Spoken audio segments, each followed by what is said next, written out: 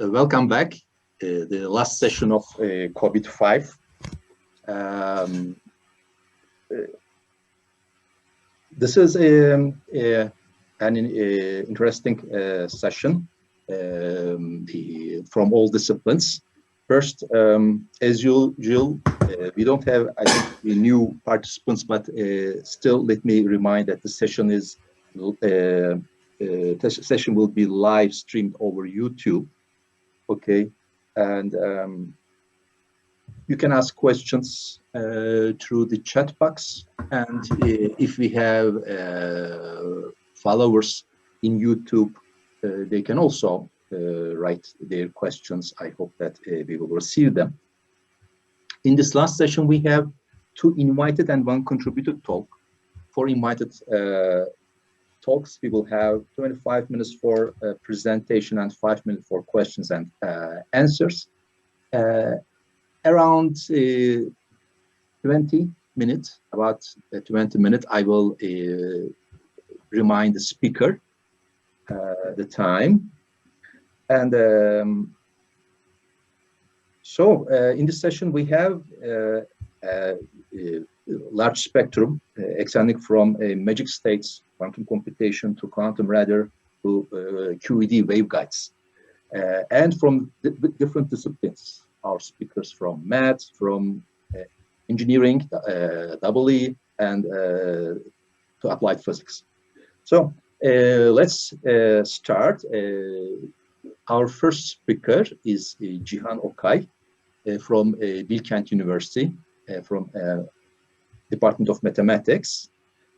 Cihan Hocam, you can share your screen with us, and okay, we can start our. Right, so I think it should be visible. Right, fine. Sounds good. Okay, so thank you very much for the invitation. It's a great pleasure to be speaking here. So I'll tell you about a hidden variable model that's discovered recently for universal quantum computation, and that is specifically for qubits. And this is a joint work with Michael Zurel and Robert Rosendorf. So you can find our paper online. It's available, both the preprint and the original paper itself. So today I'll be telling you, I'll be focusing on a specific question, which is an important question among quantum computing people. So what are the essential quantum resources that provide speed up for quantum computation over classical computation? This is a very important problem. So the quantum resources are certain physical features in quantum theory that give you computational speed up when you compare it to a classical computer. So there are a couple of candidates for those resources, but I will be focusing on 2 of them. So first of all, quantum contextuality. So just to briefly say what it is. So this is a notion from quantum foundations, and it has been discovered by Koshan, Specker, and Bell. I'm not going to talk about it too much, so it will be just a parallel notion, but our main focus is going to be the second resource, which is quasi-probability representations, and the Wigner function, which is very famous in quantum optics, as far as I know, is going to play a specific role here. But our goal is to generalize, come up with different kinds of quasi-probability representations. The reason is that in the case of odd dimensional systems, meaning that your Hilbert space has odd dimensions, then these 2 resources are closely related. They actually characterize the computational power in the same way, and the whole picture, as I describe, you will see when I describe it, is going to break down for qubits. So the whole talk, this research project, is motivated by extending those results to qubit, coming up with new kinds of ways of representing quantum states, and also it brings up new kind of phenomenology into the picture, as well as new kind of mathematics. So, well, today's talk is going to be about hidden variable model, and there are certain mathematical objects involved. So there will be a convex polytope, which is bounded. It will have finitely many vertices, and it is going to contain all the quantum states in other words, all the density operators. So when you have a single qubit, you should keep the following picture in mind. So we have the block sphere here, which is the space of states for a single qubit, and the pure states is a continuum in this case. This is a block sphere, so it's a two-dimensional sphere, has an infinite number of states in it. So the polytope that we described is going to replace this state space with a larger state space, and this state space is going to have a finite number of extreme points. So these are the vertices. The polytope in the single qubit case is going to be a cube. So we have these 8 vertices giving us the extreme state. So when you choose a quantum state, which is inside the block sphere, naturally, because the mixed states are going to fall inside this sphere, it is going to induce a probability distribution on the set of vertices. Using that probability distribution, you can actually classically simulate quantum computation. So I'm not going to explain precisely how the simulation works, but the picture you should keep in mind throughout the talk is the picture on the right-hand side. So the vertices are going to move to different vertices as you execute your computation. And here I'm going to talk about quantum computation with magic state. So you can think of it in this framework. The computation is implemented by a sequence of measurements. So as you apply your measurements, all you have to figure out where to go. So how to update your vertex. The initial probability distribution given by the quantum state is going to be used for sampling to start the algorithm. So these two pictures are going to be important, but of course our construction works for any arbitrary number of qubits. So the Gottesman theorem is a fundamental result in the context of quantum computing. So just to give you an idea how quantum computing works, so you have an initial state, and the unitary transformation is being applied to the initial state, and then you apply a sequence of measurements. So here the wires correspond to qubits, and the input state and the output, the measurement, they're all in the computational basis. So the Gottesman theorem says the following. So there are 3 components here: the state, the transformation, and the measurement. So if you restrict your set of these 3 components into a subtheory of quantum theory, which is known as the stabilizer subtheory, then the circuit is going to be efficiently classically simulated. So you can find a classical circuit which actually does the same job, so you don't really gain any, efficiently does the same job, so you don't really gain any computational power. So here I'm going to, next I'm going to describe these 3 components in a closer way, and the key object here is the Pauli group, or the Pauli operators. So Pauli operators, they are acting on a Hilbert space which has this specific form. So here we have the n-fold tensor product of Cp. So each copy of Cp corresponds to a wire in this circuit picture. And P here can be 2, which gives us the usual qubit picture, or it can be odd. And the computational basis is going to be consist of n tuples of elements from integers z mod p, integers mod p. When p is equal to 2, Pauli operators have a very, well, it's easier to describe the Pauli operators in the p is equal to 2 case, because everyone's familiar with the these 2x2 Pauli matrices x, y, z, and the first one is the identity. So Pauli operators in the n-qubit case is going to be n-fold tensor product of these 2x2 matrices. So of course you can generalize this these operators to arbitrary p, but I'm not going to go into the construction. But there's a way to talk about these operators in the general case as well. So the stabilizer subtheory, remember that it consists of 3 parts. So first of all, the set of observables, or you can think of it as the set of measurements, they are coming from the Pauli group. So Pauli group is a finite subgroup of the unitary group generated by those kind of special operators called Pauli operators, as I described in the previous slide. This is a finite group. So you're replacing the whole unitary group with a finite group in the case of observables. The Clifford unitaries are the normalizers of the Pauli group inside the unitary group. So these are the unitaries when you apply to a Pauli group, when you conjugate a Pauli group, you still obtain another Pauli operator. You still obtain another Pauli operator. So this is also a finite group. So the set of transformations, which was unitary, this is a continuum, now again replaced by something finite. In the case of qubits, the Pauli group, the Clifford group has specific generators which can be easily described. So you have the Hadamard gate, a single qubit gate, the S gate, again, another single qubit gate, and the C0 gate, this is a 2-qubit unitary, or in the context of computations, they're called gates. So the states of the system, the pure states, think of them as the extreme points of your state, the states of the system, of the stabilizer theory.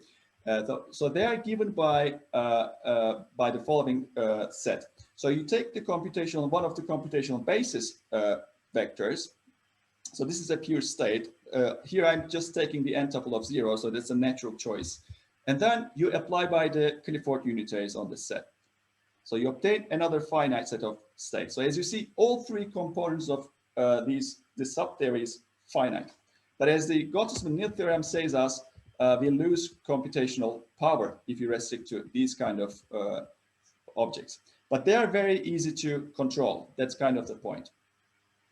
So in the context of quantum computation with magic state, it is a computational scheme which is slightly different than the circuit model. You can extend the Gottesman theorem in the case of odd primes to a larger state space. So instead of considering stabilizer states, you can actually extend the Gottesman theorem to a larger set of states and then still get efficient classical simulation. So let me first describe quantum computation with magic states. So the formula is as follows. So you start from the stabilizer subtheory, which we know can be efficiently classically simulated by Gottesman theorem. So to be able to reach quantum universality, you need to include something, and that thing you include is called a magic state. So this is an extra quantum state that does not lie inside the stabilizer state.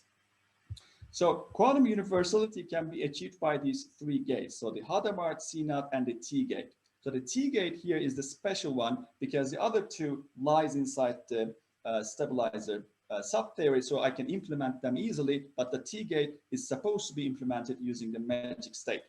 So the magic state, a typical magic state is given in the diagram here in the circuit. So if you use that state, this magic state, you can implement on any quantum state beside the T gate. So if you look at the circuit in the middle of the circuit, we see a C0, a Z measurement, and a computation measurement in the computational basis, and an S gate. So all of these three components lies inside the stabilizer subtheory. So the using this circuit plus this magic state, we can implement the T gate. So that means we can achieve universality by inputting this extra state into the stabilizer subtheory. So in the quantum computation with magic state, we are not going to think in terms of circuits, but we are going to replace circuits by a sequence of measurements on an initial magic state. It is kind of similar to measurement-based quantum computation, but I'm not going to give too much of details. Just think of a magic state that you start with, or an n-fold tensor product of a magic state, and then you start executing your measurements, which are all Pauli type measurements, or measurements in the stabilizer theory. So what is this theorem that extends Scottishment theorem? So it's a theorem due to Veitch et al. It says that quantum computation with magic states can have quantum speedup only if the Wigner function is of the magic state is negative. So if you just read this statement in the opposite way, if the Wigner function is positive, that is the specific quasi-probability distribution used here, it's a discrete Wigner function, then if you use it quantum state as an initial quantum state, then it can be efficiently classically simulated. That is, in particular, these kind of states contain the stabilizer state, so that gives you the Gottesman theorem, but you can have a larger set of states still being efficiently classically simulated. But all of this story happens for odd local dimension, meaning that when the prime p is odd. So to give you a bit more idea on the Wigner function and why this odd dimensional simulation works, so the Wigner function is a Wigner function is is a quasi-probability distribution on this set, or you can think of it as an abelian group, which is Z mod P to power 2n. So this is called the phase space, or this is a symplectic vector space in general. And you can see this as the Pauli group up to scalars. So there are different ways of thinking about this phase space here. So the Wigner function is a quasi-probability distribution, meaning that it can take negative values in general. So when P is odd, we have these two special properties. If you take a Clifford unitary and look at the Wigner function associated to this state, which is given by the conjugation of rho with u, this Wigner function can be obtained from the original one by applying a linear transformation to the phase space. So this is essentially a symplectic transformation, but it's enough to know it's just a linear transformation, so you can actually easily obtain the new Wigner function. So this is important. This is called Clifford covariance. And the other property is that positivity preservation. So if you start from a Wigner function which is positive, and then you apply a Pauli measurement, which is represented by a projector, this Wigner function remains to be positive. So this is also very important. It allows you to run the simulation algorithm. So you start from a positive Wigner function, you sample, and then you start measurements, but the Wigner function stays positive, so you can iterate this process of simulation. So these two are very key properties, but these properties doesn't hold for qubits. So you have to come up with a new idea. So there's an important connection to here, quantum contextuality. So this is a notion, as I said, from quantum foundations. I'm not going to have time to define it, but it actually gives you a good hint why all of this story actually breaks down in the qubit case. So still thinking in the odd dimensional case, there's a theorem due to Howard et al. So which says that quantum contextuality is a necessary resource for universal quantum computation. So again, in the scheme of quantum computation with magic state, the initial quantum state that you start with, if you want to gain some computational power, it has to be a contextual state. So in the other ways, if you want to relate it to quasi-probability representation, which is the Wigner function in our case, the Wigner function serves as a non-contextual hidden variable model if it is positive. So if it is a probability distribution, you can actually describe your state in a classical way. If you want to make it more precise, it gives you a non-contextual hidden variable model. So the idea here is that these two approaches, these two perspectives align perfectly. But if you move to qubits, quantum contextuality side breaks immediately, because in the case of qubits, we have state-independent contextuality. So every state is contextual because of this construction due to Mermin and Perez. So I'm not going to go through this example. The reason I put it here is to show that it is really minimal. It's really small, and then it proves that every quantum state in qubits, for the case of qubits, is actually contextual. So I'm thinking of qubits, multiple qubits. So it's a single qubit is not really important in the story. So the contextuality side breaks down, and it also affects the quasi-probability representation side. As I said, the Wigner function doesn't have these two nice properties that I described for the odd dimensional case. So how are we going to overcome these difficulties? So our solution is to introduce a polytope whose definition is intrinsic to the Pauli group.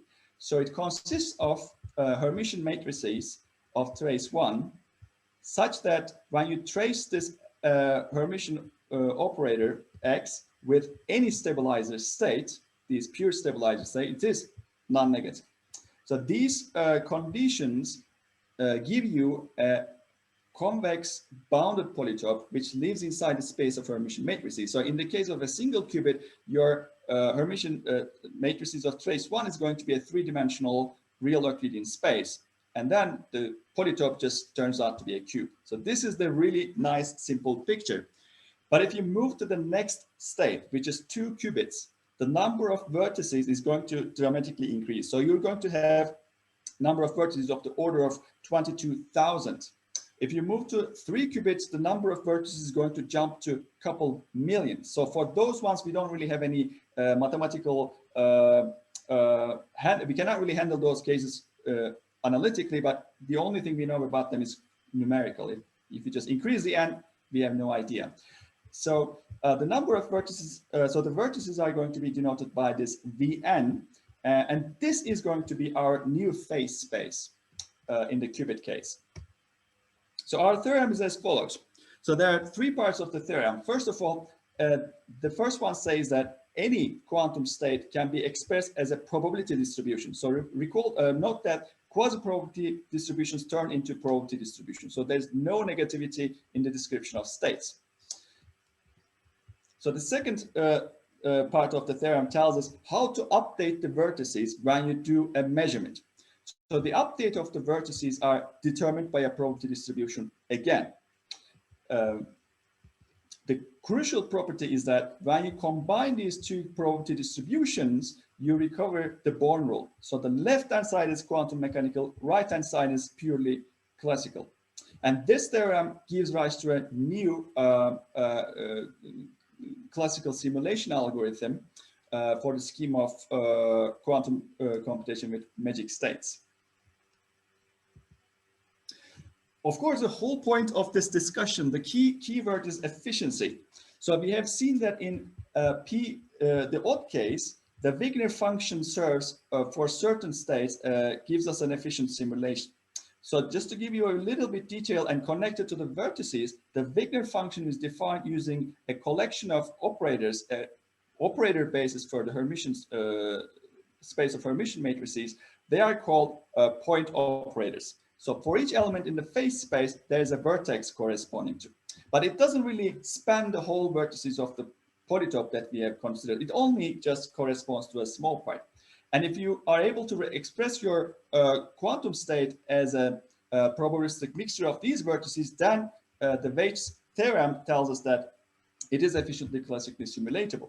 So for the qubit case, there's a corresponding kind of vertices, but the description of these vertices is much more complicated. So you have to look at, you have to define special subsets of the of this abelian group, which is again Z mod 2 to power 2n. You can think of it as the quotient of the Pauli group up to scalars. And non-contextuality plays a natural role in the description of these subspaces. Then, similar to the odd case, if you're able to express your quantum state as a probabilistic mixture, and the probability distribution can be efficiently sampled from, then you can classically simulate your computation in an efficient way. So these are 5 minutes. Okay, thank you. So these are the vertices in the first in the odd case and this new in the qubit case. These are not spanning all the vertices of the polytope. So we are only looking at subparts, a few of the vertices in this large polytope. So this construction gives rise to new questions. So we don't know the region of efficiency in terms of which vertices actually give you efficient simulation. So in our latest work, we have been able to extend this region further. So these special subsets, so now we are focused on the qubit case. These CNC vertices, which are of the first type, they have special properties. So for example, their coordinates in the Pauli basis, they are just correspond to these special values that you see, just plus, minus 1 and 0. So these vertices have integral coefficients. When you move to more complicated vertices, you start seeing these rational numbers appearing in these are expectations, by the way. So they start to appear, and then you have more complicated structure. So the picture here shows you the combinatorics behind understanding of these vertices. So these new kind of vertices heavily rely on the structure of abelian subgroups of the Pauli group. So this is a picture of the abelian subgroups of the Pauli group. So it requires a lot of combinatorics here. Mostly graph theoretic ideas to be able to handle these vertices. So, so to conclude, there are two kinds of problems. So the first one is mathematical and the second one is physical. So the first one is about the structure of the polytope. So it's an open problem to find the largest subpolytope which gives efficient classical simulation. So we have seen that it's possible to extend this region, but the understanding and the classification of the vertices of the polytopes in general is unknown. So this is a very mathematical problem to understand the vertices of the polytope and understand how to update the vertices under measurements. So the second part that gives us another kind of question is that negativity in the Wigner function, we have seen it as a resource. So it gave quantum computational power in the odd case, but in the qubit case, this negativity completely disappeared. So it remains to understand the physical properties that determine the efficiency of the classical simulation, hence computational power in quantum computers. So there are two kinds of questions that are begging for answers.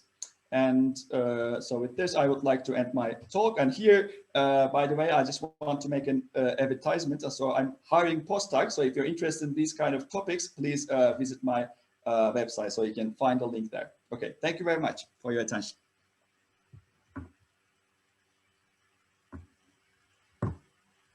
Thank you. Thank you very much.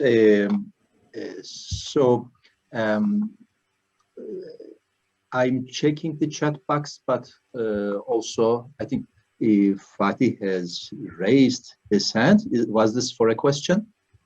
I was just clapping. Okay. Then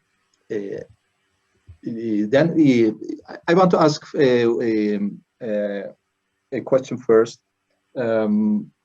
This is there a recipe to find this classical simulation? I am asking this because just after I posted this so-called quantum permutation algorithm on arXiv, I received an email from Joel Wollman, that's one of the co-authors of 2014 article. He was saying that the speed up is not quantum mechanical, I think, because Wigner function corresponding to all these gates are non-negative.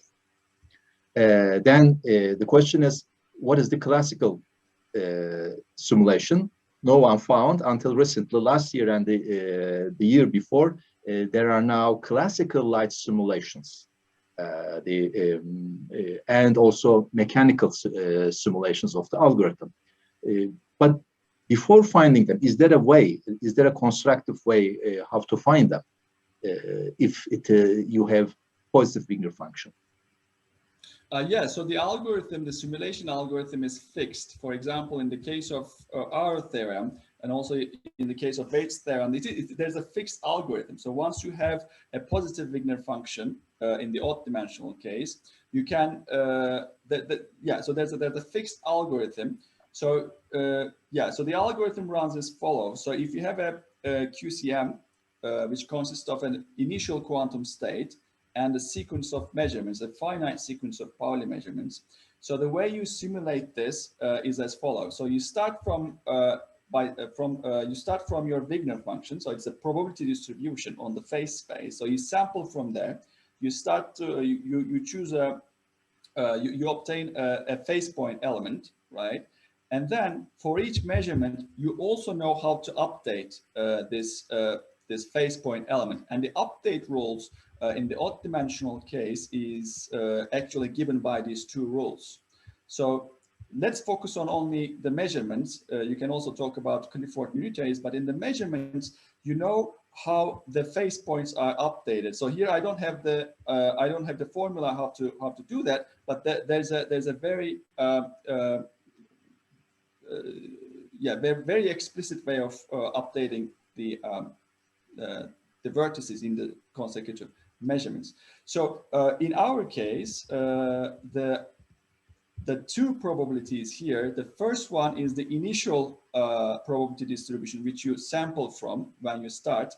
And these Q probabilities are the ones which correspond to the measurements. So these two components gives you a specific algorithm. In the odd dimensional case, it works if the Wigner function is positive. In the qubit case here, the algorithm works for any quantum state. Mm-hmm. because we can always, for any quantum state, there is a probability distribution on this phase space. So the point here is that to be able to escape from state-independent contextuality, you need to extend your phase space. So the Vn here is much larger because corresponds to the vertices of the polytope. It's much larger in size than the phase space that is used in the odd dimensional case. So you have to have a very large set of elements here in your phase space. And then the second thing here, for each vertex, you can apply a measurement, and then you can figure out the probability distribution again on the set of vertices. So these two, once you know them, you can just execute your algorithm. In a similar way, the structure of the algorithm, the way you execute it is similar to Waite's algorithm. Here, the difference is that the initial probability distribution and the way you update this probability distribution at each step. Okay, thank you very much. I'm checking the chat box if there are other questions, because otherwise I can ask one more. I'm trying to figure out your probabilities, the connection between them and these d-squared probabilities that we have in SIG-POEVMs. You know, they exist. In principle, you can formulate everything without any reference to density matrix in terms of these probabilities, as in case of quantum Bayesianism. And they satisfy some equations. There are restrictions. We have polytopes for these pure states. Are they the same? I mean, let me ask in the following way: in d-dimensional space, how many probability values do you need in this approach? Okay, I mean, a priori, you would need a huge number of. So I mean, a priori, you just have a probability distribution on the set of vertices, and I said the number of vertices goes as in the single qubit is 8, in the next case is 22,000 approximately, and then it goes to millions, and then it grows really exponentially fast. But for a specific quantum state, let's say you're interested in a specific quantum state that you want to simulate because you know it's already a magic state, then you can actually shrink the number of vertices using some theorems from convex geometry. So you don't really need to use all the vertices. You can shrink to a smaller number of part of the set of vertices here. And the connection to cubism here is, again, they are trying to represent quantum states positively. But the problem there, in those kind of arguments, usually the quasi-probability representations, they come from an operator basis. And if you consider only operator basis in the qubit case, you fail dramatically because you can represent the quantum states positively, but then you lose positive representation in the measurements. So the operations cannot be represented positively. And this, the main point here is that you can represent positively everything, both the quantum states and the operations, quantum operations. So that is the main point here. Okay, I see now. Thank you very much. Okay, thank you. Okay, then I think we can thank Cihan Hoca once more and pass to our next speaker. Thank you.